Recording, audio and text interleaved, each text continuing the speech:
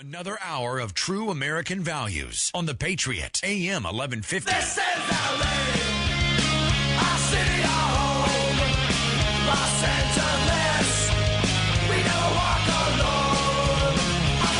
KEIB AM 1150. David Cruz with you again on this Saturday afternoon, live from Burbank.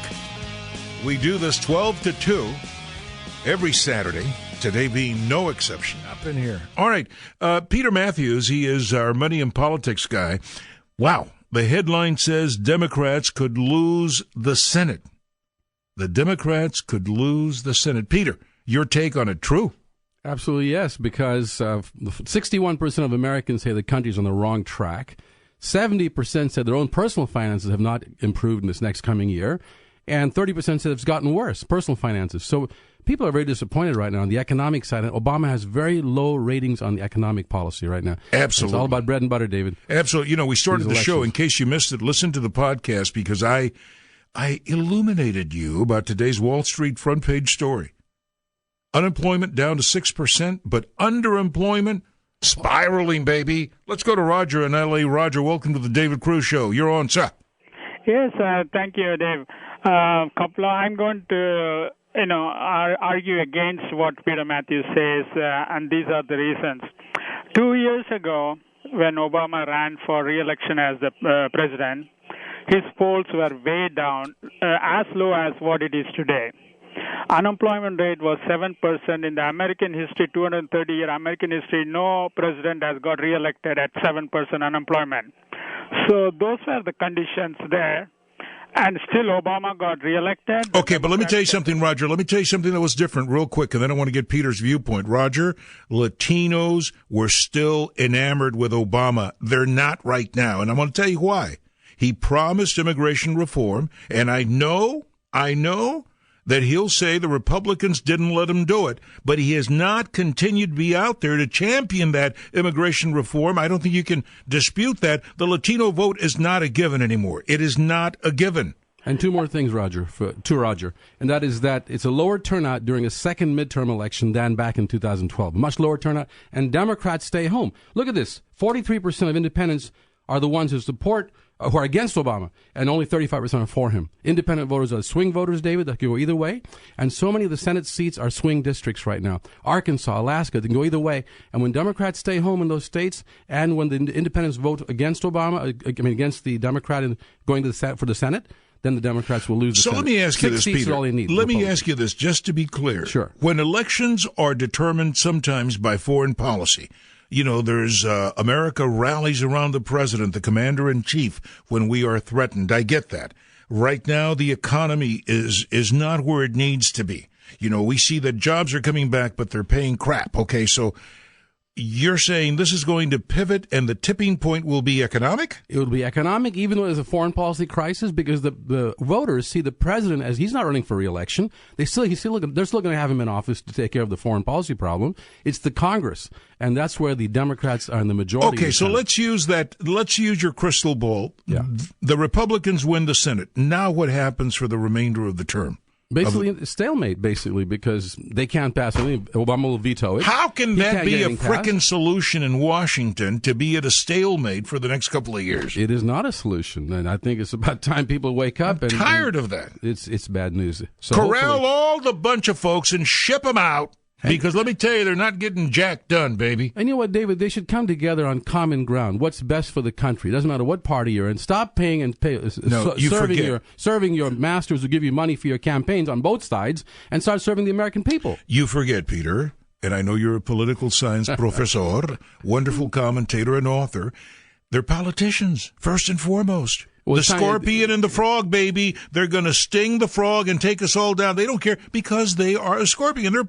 They're politicians. It's time for a new politics and new politicians. I like that. Absolutely. I like that. All right. We can have that. Talking about the intersection of money and politics, a database now shows $3.5 billion in the industry tied between doctors and hospitals. And, of course, big pharma. You're talking about drug firms that are connected to doctors. And how does that happen, Peter? Well, it happens because these firms give the doctors speaking fees. $3.5 billion? $3.5 billion. $2.5 is on speaking fees and direct payment to them, and about $1 billion is for ownership. They allow the doctors to own part of the pharmaceutical company. That's about $1 billion right there. So there's a huge amount of conflict of interest here, David, all the way. Don't you wonder why the doctor ordered something for you? Is it because it was the best therapy, or was it because the pharmaceutical gave him money to go and promote that drug? And that's a very dangerous situation if that's the case.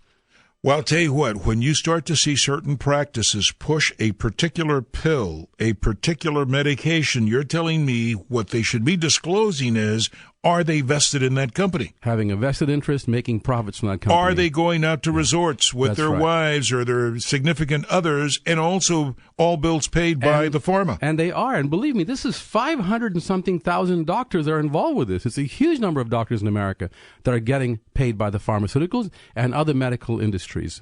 All right. Now, you talk about how democracy works when people get involved. What about this?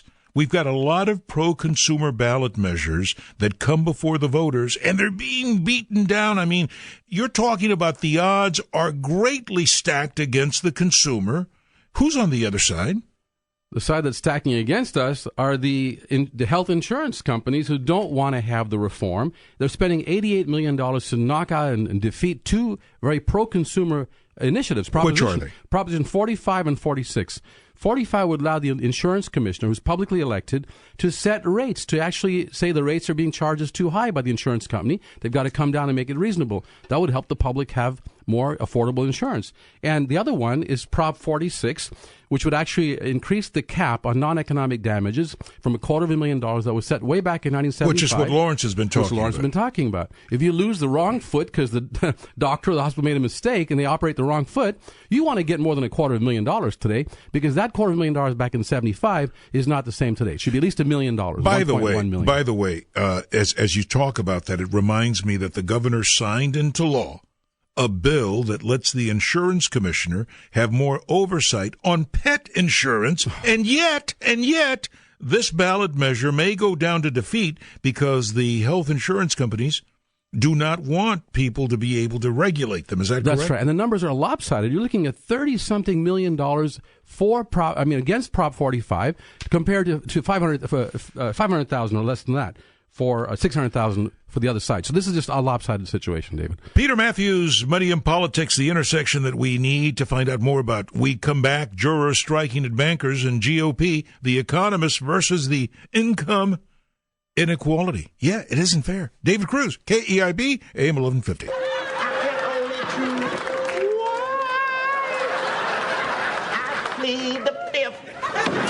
Of entertainment and enlightenment. The Patriot, AM 1150.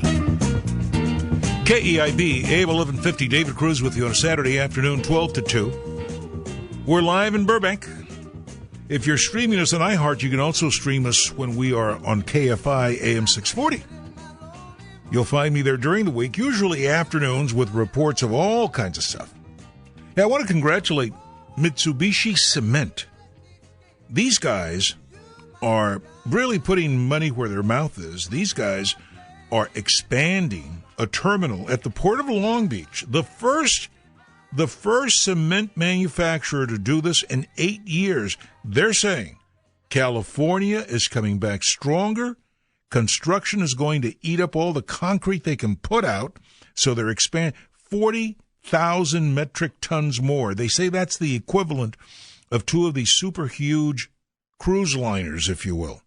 That's how much more capacity they're adding to what they already have. State-of-the-art facility. Yeah, I talked about it yesterday on KFI in a report and this morning. But the point is, the economic comeback has not been without some bodies lying in the wake.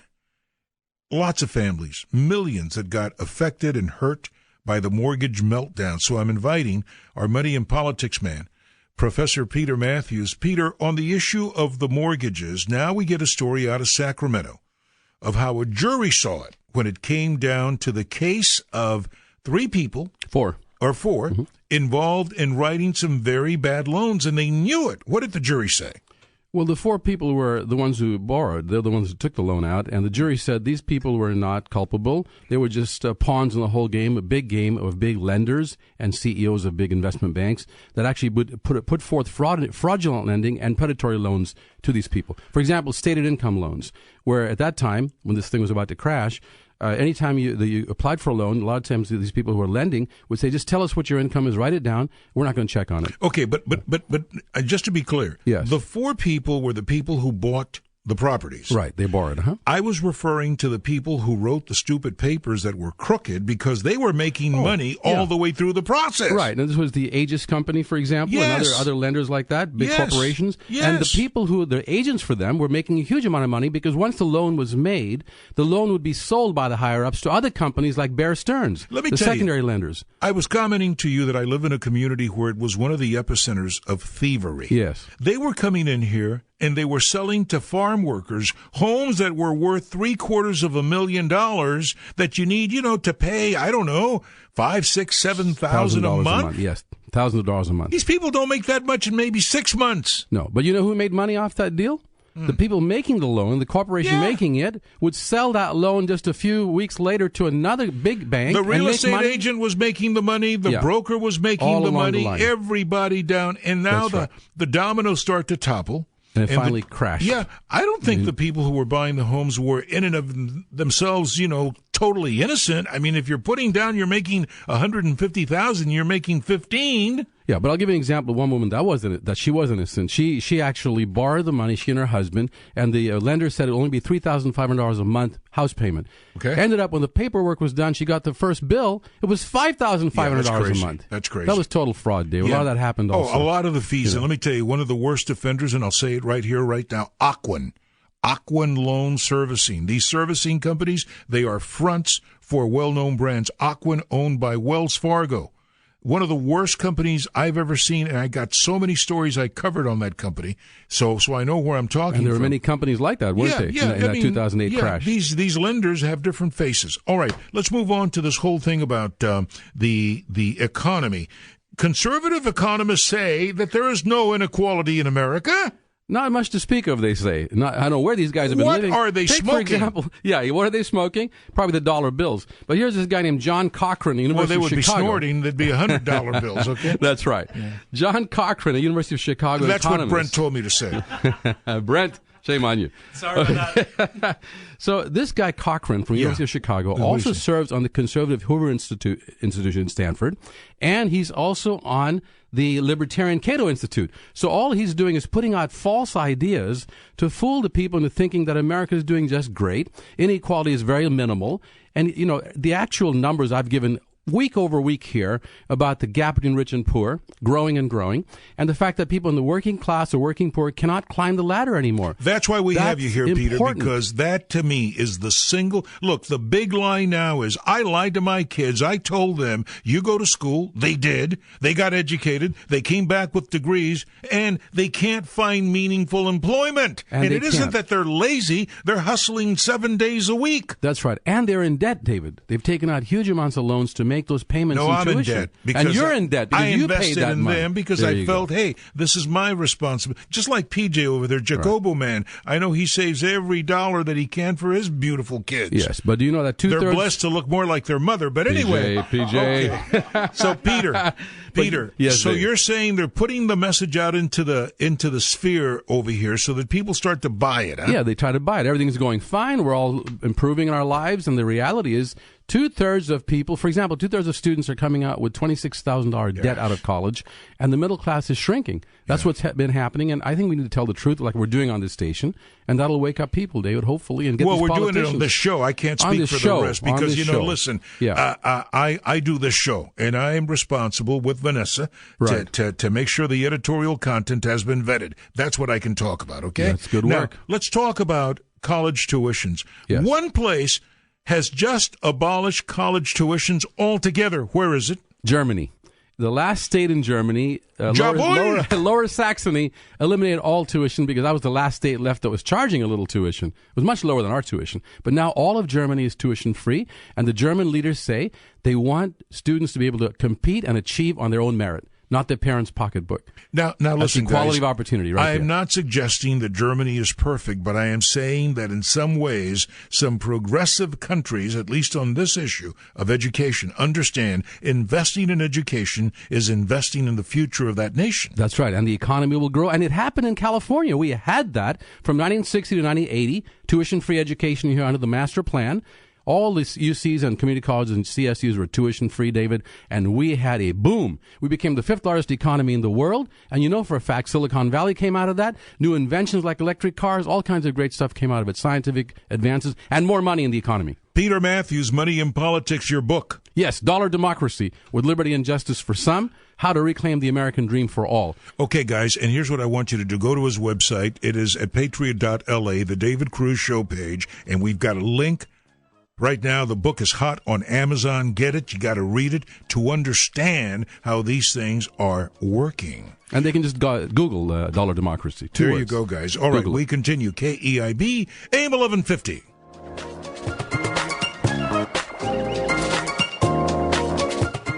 It's not free if your neighbor is paying for it. The Patriot, AM 1150. Slow down, grab the wall, wiggle like you trying to make your way all upset. Oh, I may hurt myself dancing that way. All right. I want you to picture Al Gore dancing to this. He'd hit it off beat. Okay, Vanessa, don't come in here. Can you imagine? All right, guys. KEIB AM 1150, the David Cruz Show. Head on. A couple of stories I want to share with you. You know, I've said this to you before, but I'm gonna just deal with it right now. There are certain things that happen in our society. By the way, you wanted to say something about a state, Peter, where now there is college tuition free. That's right. Opportunity. Where is it? Right. Tennessee. If you graduate from high school, you can go to community college in Tennessee. There's no tuition at Tennessee community colleges. Peter, I'll tell you, this whole thing about the Ebola thing, I don't know if we're going to see some legislation coming down that might even bring out stricter requirements for reporting, travel, and things like that. What do you think? You think? Well, I think that what regulations are in place should be observed, like they didn't do in that hospital in Dallas. Yeah, where the guy had been in Africa. Yeah, he said he'd been in West Africa, and he was sick, and he had fever, and the nurse said, go home.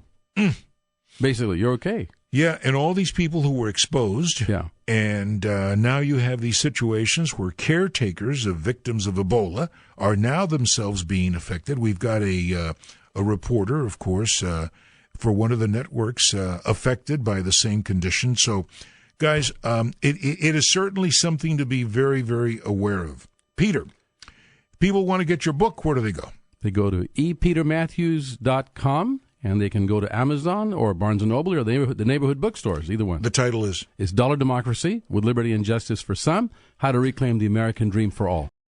This is the David Cruz Show. The David Cruz Show, head on KEIB AM 1150.